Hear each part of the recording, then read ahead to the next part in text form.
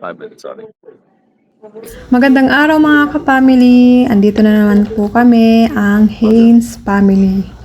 So, ang content ko po ngayon ay ang first day of work ng aking asawa sa kanyang bagong trabaho. Kung nung nakaraan is natanggal po siya sa trabaho niya nung nakaraang linggo, ngayon po is nag-start naman na siya ng bagong opportunity sa bagong trabaho niya. So, maintenance po siya sa isang McDonald's.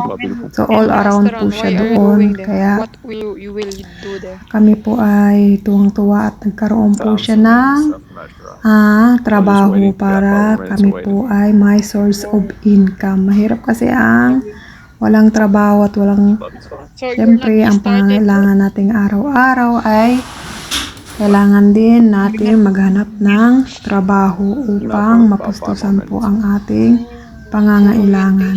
So, yan po ay nasa trabaho po siya at nag-aantay. Maaga po siyang pumasok. Alas 7 po siya pinapasok pero nag-start po siya ng 8 po.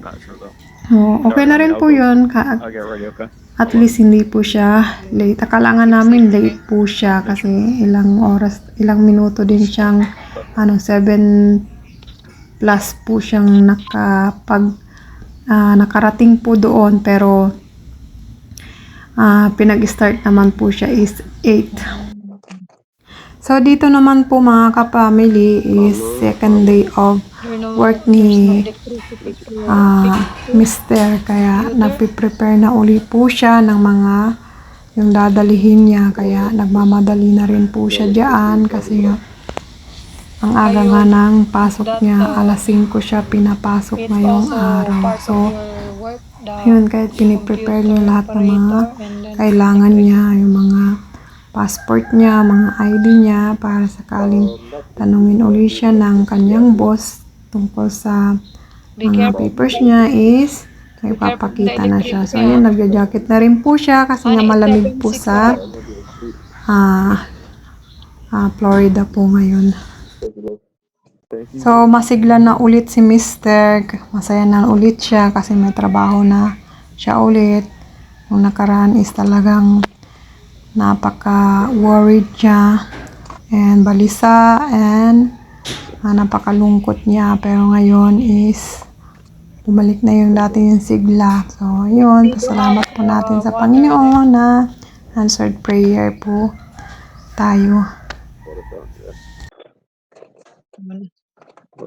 Why you bringing your passport there?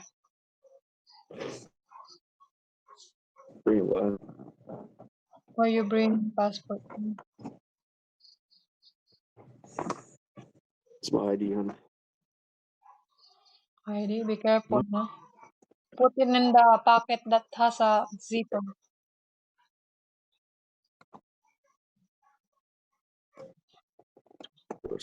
Dito nga mga kapamily is nire-remind ko yung mga gamit na dadalhin niya para hindi po niya makalimutan kasi mainit ang ulo niya pag marami siyang nakalimutan. Minsan hindi na rin ako nagsasalita kasi minsan pag nagmamadali kasi yan is hindi niya naman alam kung ano yung nadadampot niya or nakakalimutan niya na bigla kasi nga kung nagsasalita ako ng sasalita, wala siya sa focus ko. Kaya minsan yung mga sinasabi niya lang sa akin yung nire-remind ko, tapos tumatahimik na rin ako para at least hindi niya makalimutan yung ibang gagawin niya at maging focus. Thank you for watching!